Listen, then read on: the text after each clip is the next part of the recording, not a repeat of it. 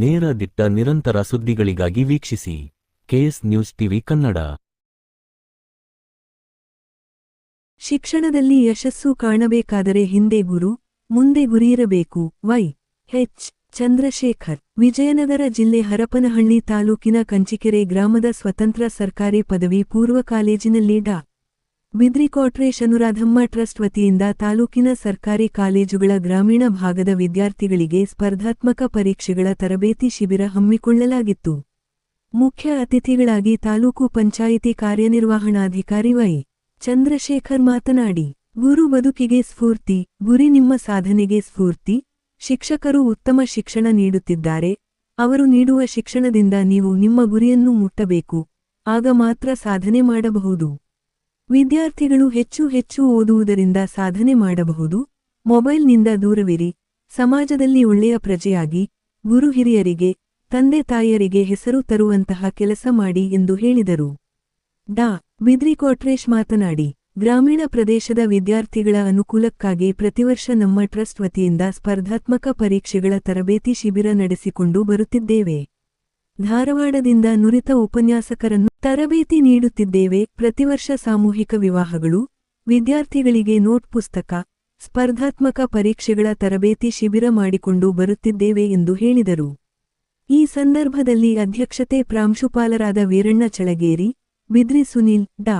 ಯತೀಶ್, ಪ್ರಾಂಶುಪಾಲರಾದ ರಾಮಚಂದ್ರಪ್ಪ, ನಿವೃತ್ತ ಪ್ರಾಂಶುಪಾಲರಾದ ಹಾಲೇಶ್, ಸಂಪನ್ಮೂಲ ವ್ಯಕ್ತಿಗಳಾದ ರಾಜಶೇಖರ್ ಬಿಸ್ನಳ್ಳಿ, ನಂದಾದೀಪ, ಉಪನ್ಯಾಸಕರು ಹಾಗೂ ಕಾಲೇಜು ವಿದ್ಯಾರ್ಥಿಗಳು ಭಾಗವಹಿಸಿದ್ದರು. ವರದಿ Mahesh Arasikere, KS news TV Kannada. ಒಂದು ಪುಸ್ತಕವನ್ನ ಪ್ರತಿದಿನ ಬರೀತಕ್ಕಂಥ ಪುಸ್ತಕವನ್ನ ಹಾಗೆ ಇಟ್ಟಿದ್ದೀನಿ. ನೀವು ಕೂಡ ಇದು ಇವತ್ತಿಂದನೇ ಪ್ರಾರಂಭ ಮಾಡಿ. ಒಂದು 200 ಪೇಜ್ ಪುಸ್ತಕ ತಗೊಳ್ಳಿ, ಬರಿತಾ ಹೋಗಿ. ಒಂದು ಪೇಪರ್ ಓದಿರ್ತಕ್ಕಂಥ ಸಂದರ್ಭದಲ್ಲಿ ಇವತ್ತೇನ್ ಬಂತು, ಇವತ್ತು ವರ್ತಮಾನದಲ್ಲಿ ಏನೇನ್ ನಡೀತಾ ಇದೆ ಅಂತಕ್ಕಂತಹದನ್ನ ಬರ್ಕೊಂತ ಹೋಗಿ ಒಂದ್ಸತಿ ರಿವಿಷನ್ ಮಾಡ್ತಾ ಹೋಗಿ. ಯಾಕಂದ್ರೆ ಮರವು ಮನುಷ್ಯನಿಗೆ ಸಹಜ. ಮರವಿಲ್ಲ ಅಂದ್ರೆ ಯಾರು ಬದುಕಕ್ಕಾಗ್ತಿರ್ಲಿಲ್ಲ. ನೀವು ಮರಿದಂಗಿರ್ಬೇಕಂದ್ರೆ ಏನ್ ಮಾಡ್ಬೇಕು, ಪುನಃ ಓದ್ತಾ ಇರ್ಬೇಕು. ಒಂದು ಸತಿ ಓದಿರ್ತಕ್ಕಂಥ ವಿಚಾರಗಳನ್ನ ಮತ್ತೊಮ್ಮೆ ಓದ್ಬೇಕು, ಮತ್ತೊಮ್ಮೆ ಓದಿರ್ತಕ್ಕಂಥ ವಿಚಾರಗಳನ್ನ ಮುಗಿದೊಮ್ಮೆ ಓದ್ಬೇಕು. ಓದ್ತಾ ಹೋದ್ರೆ ಯಾವುದೇ ಕಾರಣಕ್ಕೂ ಕೂಡ ಮರೆಯಲ್ಲ. ನೆನ್ಪಿಟ್ಕೊಳ್ಳಿ, ಮರೆಯಲ್ಲ. ಯಾವ ಮಕ್ಕಳು ಕೂಡ ದಡ್ಡರಲ್ಲ. ಎಷ್ಟೋ ಜನ ನೋಡಿದೀನಿ, SSLCಯಲ್ಲಿ ಫೇಲ್ ಆಗಿರ್ತಕ್ಕಂತಹ ಮಕ್ಕಳು PUCಯಲ್ಲಿ, ಡಿಗ್ರಿಯಲ್ಲಿ ಅತ್ಯುತ್ತಮವಾಗಿರ್ತಕ್ಕಂತಹ ಸಾಧನೆ ಮಾಡಿ IAS ಆಫೀಸರ್ ಆಗಿರ್ತಕ್ಕಂಥದ್ದನ್ನ ನೋಡಿದೀನಿ. SSLCಯಲ್ಲಿ PUCಯಲ್ಲಿ ಉತ್ತಮವಾಗಿರ್ತಕ್ಕಂತಹ ಜನರು ಕೂಡ ತಮ್ಮ ಜೀವನದ ಮೌಲ್ಯಗಳನ್ನು ಅಳವಡಿಸಿಕೊಳ್ಳದೆ ದಡರಾಗಿರ್ತಕ್ಕಂಥ ಜೀವನದಲ್ಲಿ ಫೇಲ್ ಆಗಿರ್ತಕ್ಕಂಥದ್ದು ನೋಡಿದ್ದೀವಿ. ಆದ್ರೆ ಅದು ನಿಮ್ಮ ಕೈಯಲ್ಲಿ ಇದೆ. ಮಕ್ಕಳ ಭವಿಷ್ಯ ನಿಮ್ಮ ಕೈಯಲ್ಲಿ, ನಿಮ್ಮ ಭವಿಷ್ಯ ನಿಮ್ಮ ಕೈಯಲ್ಲಿ. ಇವತ್ತಿಂದರೆ ನೀವು ಇದರ ಒಂದು ಸದುಪಯೋಗವನ್ನು ಪಡಿಸ್ಕೊಳ್ಬೇಕು. ಈಗ ಯಾರು ಕೂಡ ಅನ್ನದೇ ಭಾವಿಸಬಾರ್ದು. ಸ್ಪರ್ಧಾತ್ಮಕ ಯುಗಕ್ಕೆ ನಿಮ್ಮೆಲ್ಲ ಅಣಿಗೊಳಿಸ್ತಕ್ಕಂತಹದ್ದು ಬಹಳ ಕಷ್ಟವಾಗಿರ್ತಕ್ಕಂತಹ ಸಾವು. ಅಂತ ಕೆಲಸವನ್ನ ಬಹಳ ಅಚ್ಚುಕಟ್ಟಾಗಿ ಶ್ರೀಯುತರು ನೆರವೇರಿಸಿದರೆ ಅವರಿಗೆ ನಾನು ವೈಯಕ್ತಿಕವಾಗಿ ನಿಮ್ಮೆಲ್ಲರ ವತಿಯಿಂದ ಹೃದಯಪೂರ್ವಕವಾಗಿರ್ತಕ್ಕಂತಹ ಮತ್ತೊಮ್ಮೆ ಅಭಿನಂದನೆಗಳನ್ನು ಸಲ್ಲಿಸುತ್ತೇನೆ. ಇದಾದ ನಂತರ ವಾಸ್ತವಿಕರಿಗೆ ಬರ್ತೀನಿ. ಹಿಂದೆ ಗುರು ಇರಬೇಕು, ಮುಂದೆ ಗುರಿ ಇರಬೇಕು. ಹಿಂದೆ ಗುರು ಬೇಕು, ಮುಂದೆ ಗುರಿ ಬೇಕು. ಗುರು ಬದುಕಿಗೆ ಸ್ಫೂರ್ತಿ, ಗುರಿ ನಿಮ್ಮ ಸಾಧನೆಗೆ ಸ್ಫೂರ್ತಿ. ಹಿಂದಿರ್ತಕ್ಕಂತಹ ಗುರು ನಿಮ್ಮ ಬದುಕಿಗೆ ಸ್ಫೂರ್ತಿ, ಮುಂದಿರ್ತಕ್ಕಂತಹ ಗುರಿ ನಿಮ್ಮ ಯಶಸ್ವಿಗೆ ಸ್ಫೂರ್ತಿ. ಅಂದ್ರೆ ಶಿಕ್ಷಕರು, ಇಲ್ಲಿರ್ತಕ್ಕಂತಹ ಪ್ರಾಧ್ಯಾಪಕರು, ಪ್ರಾಂಶುಪಾಲರು ಉತ್ತಮವಾಗಿರ್ತಕ್ಕಂತಹ ಪಾಠವನ್ನು ಮಾಡ್ತಾರೆ. ನಿಮಗೆ ಇರ್ತಕ್ಕಂತಹ ಗುರಿ ಅದನ್ನ ನೀವು ಮುಟ್ಟಬೇಕಾಗಿದೆ. ಹಿಂದೆ ಗುರು ಬೇಕು, ಮುಂದೆ ಗುರಿ ಬೇಕು.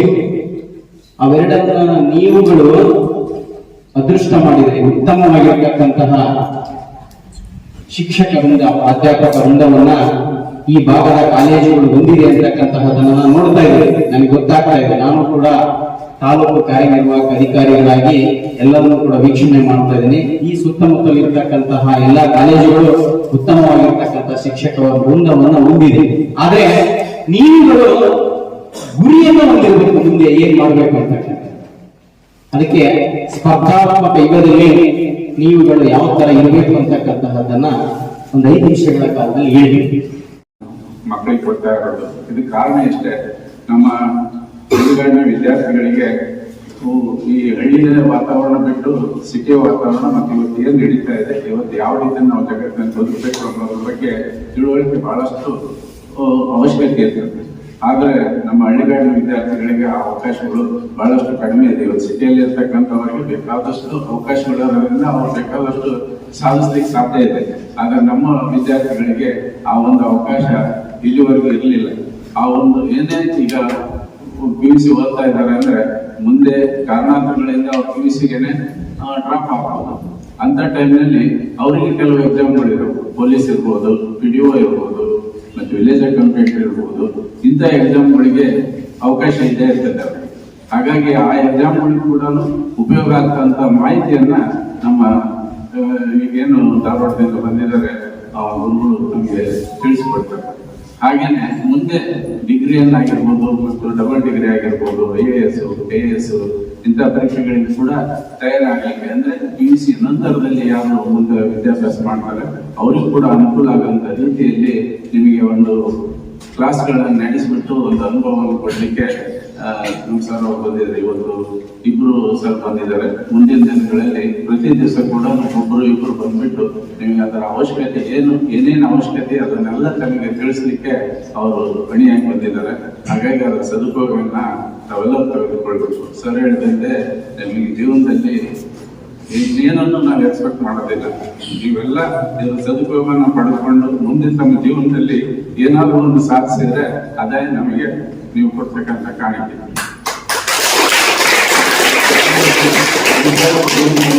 3 ಕಾರ್ಯಕ್ರಮಗಳು ಬಹಳಷ್ಟು ಖುಷಿ ಪಡ್ತದೆ. ಒಂದು ಪುಸ್ತಕಗಳ ವಿತರಣೆ, ಬಡ ಮಕ್ಕಳು ಹಳ್ಳಿಗಳಲ್ಲಿ ಇರೋದ್ರಿಂದ ಆ ಮಕ್ಕಳಿಗೆ ಸ್ವಲ್ಪ ಬಹಳಷ್ಟು ದೊಡ್ಡ ಪ್ರಮಾಣದಲ್ಲಿ ಆಗದೇ ಇದ್ರೂ ಕೂಡ ಸಣ್ಣ ಪ್ರಮಾಣದಲ್ಲಿ ಒಂದು ಅನುಕೂಲ ಆಗ್ತದೆ ಅಂತ ಹೇಳ್ತಿದ್ದೇನೆ. ತದನಂತರದಲ್ಲಿ ಬಡ ರೀತಿಯಲ್ಲಿ ಬರತಕ್ಕಂಥ ಜನರಿಗೆ ಒಂದು ಸಾಮೂಹಿಕ ಬರಬೇಕು. ಅದು 25 ವರ್ಷಗಳಿಂದ ನಾವು ನಡೆಸ್ಕೊಂಡು ಬಂದಿದ್ದೇವೆ. ಮೊನ್ನೆ ಕೂಡ ಸಿಲ್ವರ್ ಜೂಬ್ಲಿಯಲ್ಲಿ 25 ವರ್ಷ ಸಾಮೂಹಿಕ ನಡೆಸಿಕೊಟ್ಟಿವಿ. ಅದೊಂದು ತುಂಬಾ ಸಂತೋಷ ಕೊಡ್ಬೇಕಂತದ್ದು. ಅದೇ ರೀತಿ ಈಗ 3ನೇದಾಗಿ ಇದು ಸೇರ್ಪಡೆ ಆಗಿದೆ. ಇದು ಒಂದು ಮಕ್ಕಳಿಗೆ ನಿಜವಾಗ್ಲೂ ಮುಂದಿನ ಜೀವನದಲ್ಲಿ ಅನುಕೂಲ ಆಗ್ತದೆ ಅಂತ ಹೇಳಿ ನಾನು ಭಾವಿಸ್ತೇನೆ. ಯಾಕಂದ್ರೆ ಇವತ್ತು ಇರ್ತಕ್ಕಂಥದ್ದೆಲ್ಲ ಕಾಂಪಿಟೇಟಿವ್ ಜಗತ್ತಿದೆ. ಈ ಕಾಂಪಿಟೇಟಿವ್ ಜಗತ್ತಿನಲ್ಲಿ ನಾವೆಲ್ಲ ಒಂದು ಡಿಗ್ರಿ ತಗೊಂಡು ಮನೆಯಲ್ಲಿ ಕೂತ್ರೆ ಯಾರೂ ನೌಕರಿ ಕೊಡೋದಾಗಲಿ ಅಥವಾ ಸಮಾಜದಲ್ಲಿ ನಮ್ಗೆ ಗುರುತಿಸುವಂತ ಕಾರ್ಯಕ್ರಮ ಆಗೋದಿಲ್ಲ. ಆದ್ರಿಂದ ನಾವೆಲ್ಲರೂ ಈ ಫೀಲ್ಡ್ ಗಣಿಯಾಗಬೇಕು. ಇವತ್ತೇನು ಜಗತ್ತು ಹೊರಟಿದೆ ಅದ್ರ ಜೊತೆಯಲ್ಲಿ ಹೋದಾಗ ಮಾತ್ರ ನಾವು ಬದುಕಲಿಕ್ಕೆ ಸಾಧ್ಯ ಆಗ್ತದೆ.